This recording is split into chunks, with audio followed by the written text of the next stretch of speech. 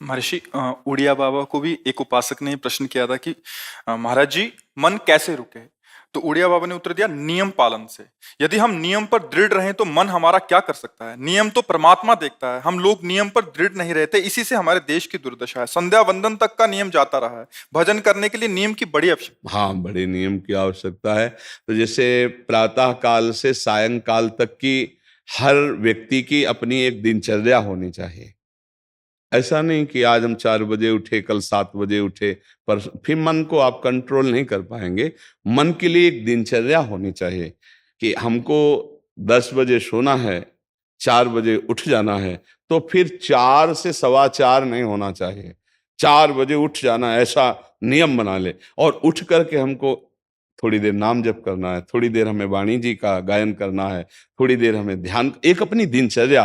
फिर हम अपने संसार के कार्य के नियम, जो संसार के कार्य हैं, उनको भी करते हुए भगवान को समर्पित करें। जैसे जो पद में है, जो आपको राष्ट्र सेवा मिली है, जो आपको समाज सेवा के पद मिले हैं, या आपको जो घर की सेवा के कार्य मिले हैं, उनमें बहुत धर्म पूर्वक आचरण होना चाहिए।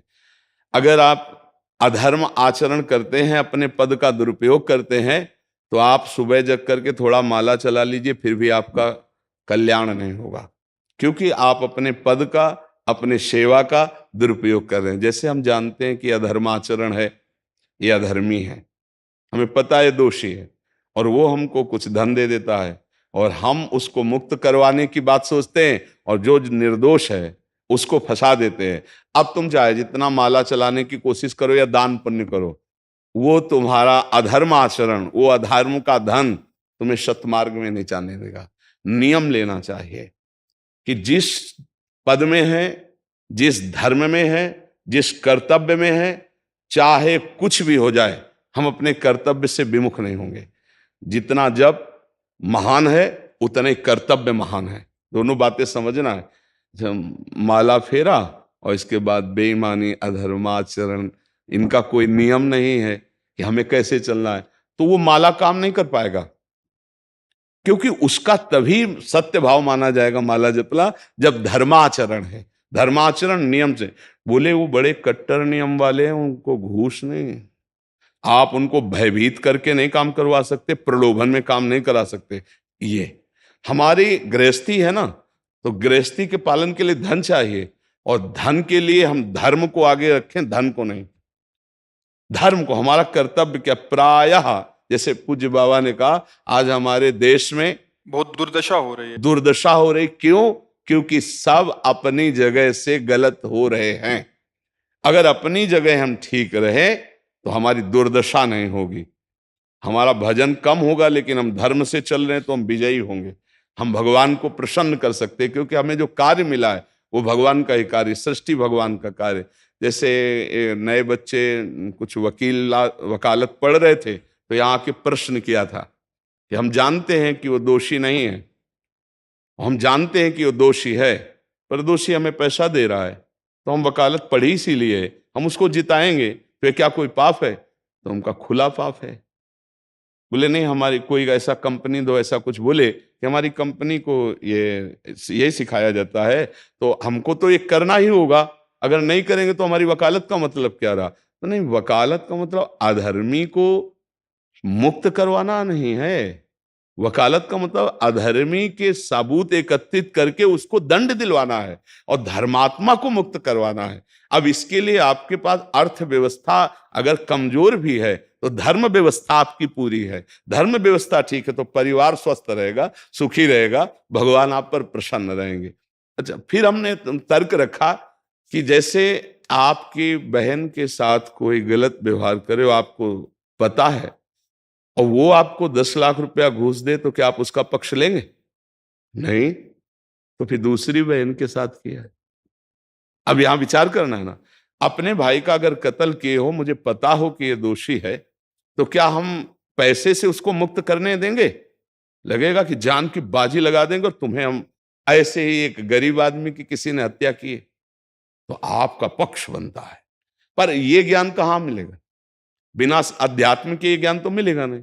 ज्ञान तो इस बात का मिला कि कैसे पैसा कमाया जाए। अच्छा, वो पैसा यदि अधर्म से आया है तो आपकी दुर्दशा कर देगा, आपकी बुद्धि भ्रष्ट कर देगा।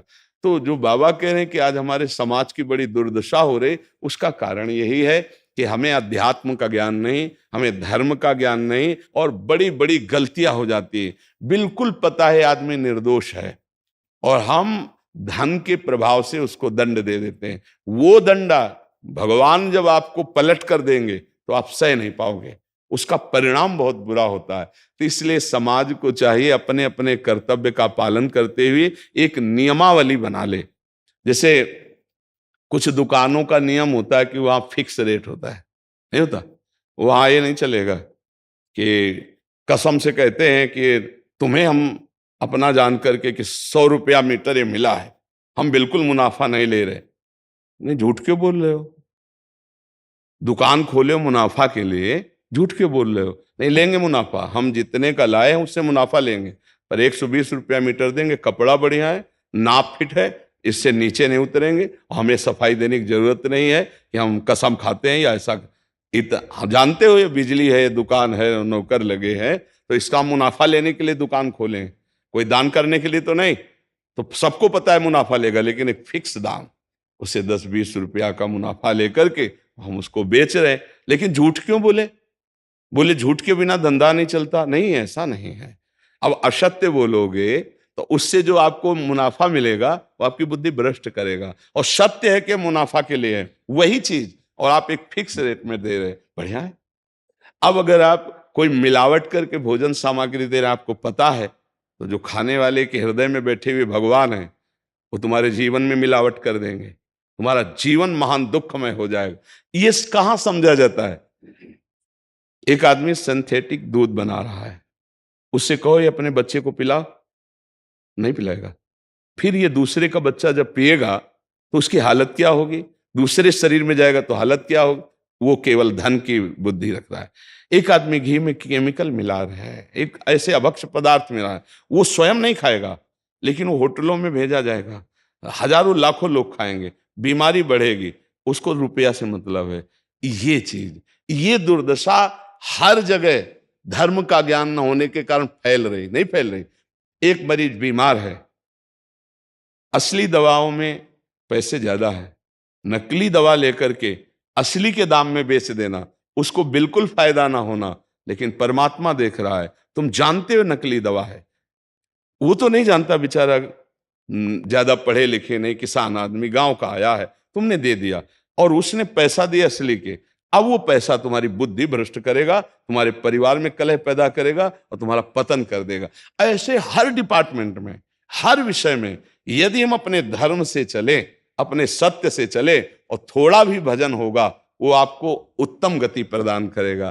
पर ऐसा कहां समझ में आ रहा? अध्यात्म के बिना भला ऐसा समझ में आएगा? तो इसीलिए कह रहे हैं हमारे देश की दुर्दशा हो रही।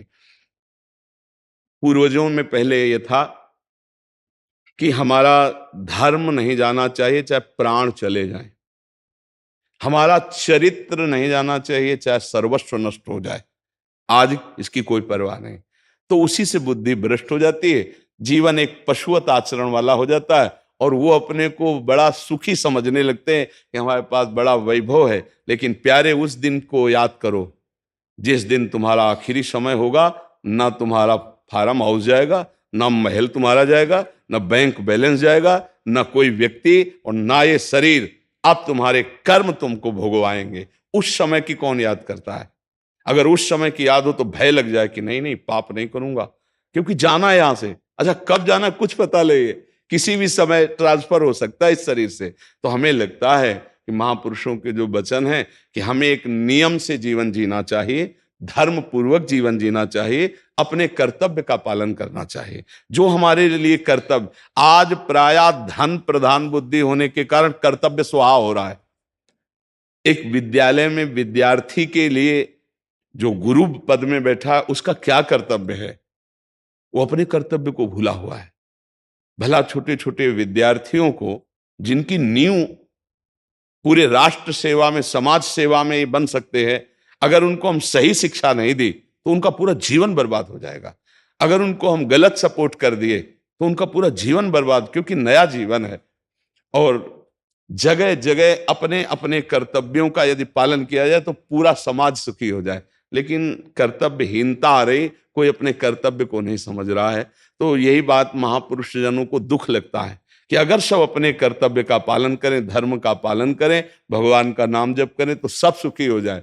सुख सब चाहते हैं और आचरण दुख वाले करते, इसीलिए सुख नहीं मिल रहा है, परिणाम में हमें दुख मिल रहा है। सच्ची मानना, वो रुपया पूरे परिवार में अशांति पैदा कर देगा। और धर्म पूर्वक 100 रुपया लाओगे और 4-5 परिवार के बैठ के नमक रोटी खाओगे, आनंद से सोओगे, बड़ा प्यार रहेगा, भगवान की कृपा रहेगी। पर ये बात समझ में नहीं आती है। तो ये वृत्ति अगर छोड़ी ना जाएगी तो कुछ भी कर लो, कहीं भी दान पुण्य कर लो, लाभ नहीं मिलेगा। अगर दान देने की बात कही गई है तो धर्म पूर्वक कमाए हुए धन से। अगर आप मेहनत से कमाए हो ना, 10 रुपया दे दोगे ना, तो 10 रुपये का वो आटा लाके अगर 2 रोटी खाएगा तो खूब वजन होगा। वो आप 1 लाख रुपया बेईमानी का रख दोगे ना, तो बैठे बैठे वो गंदा ही सोचेगा, भजन नहीं होगा। उसका गंदा सोचना और आपका गंदा करना, दोनों मिल करके, उसके कारण भी तो आप बने ना, तो आपका ही पतन हो जाएगा। उसको तो भगवान बचा लेंगे क्योंकि भगवान की शरण में है। तो मुझे लगता है अधर्म के धन से कभी किसी को लाभ नहीं मिलता। तो अपने कर्तव्य का पालन करते हुए यदि नाम जप किया जाए तो बहुत जल्दी हमको लाभ प्राप्त हो जाए। बहुत सुंदर, मतलब ये चर्चा होती है, अगर आप लोग इसको धारण कर लें तो निहाल हो जाएंगे। सच्ची कह रहे, ये जो बातें हैं ये बहुत सुंदर जीवन को पुष्ट करने वाली हैं, पर आप धारण कर लें तो बात है। नहीं नहीं तो जैसे लाभ दिखाई दे रहा 50,000, तो ये बातें भूल जाओगे, ये बातें अच्छी नहीं लगेंगी। हे यार, बहुत बढ़िया काम घर में आएगा, पर हमारी ये बात ध्यान रखना, वो 50,000 घर में अशांति पैदा कर देगा। सच्ची मानना, आप धर्म से चलना, धर्म से चलोगे तो भगवान तुम्हारी रक्षा में रहेंगे। अधर्माचरण, देखो कैसी कैसी घटनाएं होती हैं। बढ़िया कार है, फिल्मी गाना लगाए चल रहे हैं, और वो एक्सीडेंट हुआ, आग लग गई, बाहर निकल ही नहीं पाए, वो अंदर ही जल गए। क्या हुआ? ये करोड़ों रुपए की कार भूंज दिया तुमको अंदर ही बैठाल के, धू धू करके आग लग गई, अंदर जल। ऐसे जलना चाहते हो या भगवान के आनंद में चिंतन करके शरीर छोटे हो फिर दाह संस्कार हो ऐसे कि सब लोग भगवान के नाम का कीर्तन करते ही जा रहे, फिर आपका अंतिम संस्कार वहां जीवित जल गए?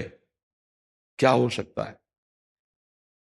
एक एक पल तुम्हारे कर्म का हिसाब होगा, एक एक सेकंड का। ऐसे कर्म करो कि हमारा अच्छा हिसाब हो, बुरा हिसाब। ये मत समझो कोई देख नहीं रहा, वो देख रहा है जिसको हिसाब करना है, वो देख रहा है। उसके लिए कोई वकील या किसी सबूत की जरूरत नहीं होती, वो सर्वांतर्यामी आपके अंदर बैठे ही देख रहा है। तो सदैव जैसे सत्संग सुन रहे हैं, तो अगर हाथ जोड़ के प्रार्थना है, थोड़ी भी बात मान लोगे तो आप सच्चे सुख के मार्ग में चलने लगोगे। नहीं तो भाई बहुत गंदी हवा चल रही है, माया की बहुत गंदगी ऐसी फैल रही, कलिकाल है ना, कि ये बातें किसी को पसंद नहीं आती। वो बात बताओ कि हम कितना रुपया कमा ले, कैसे कितने भोग भोग ले, और वो अध्यात्म में नहीं है। आपको सच धोखे में मत रहना, अध्यात्म में है। जितना आप धर्म से चलोगे उतना सुखी होगे, और लोक में है जितना धन मिल जाएगा उतना सुखी माना जाएगा। लेकिन वो सुख नहीं है, वो चंद मिनट के लिए हाइलोजन की तरह जलेगा, फ्यूज हो जाएगा। और धर्मात्मा दीपक की तरह जलेगा, पर बहुत काल तक चलता रहेगा। इन बातों का चिंतन कीजिए, खूब नाम जप कीजिए और भगवान के भरोसे रहिए, गंदे आचरण मत कीजिए।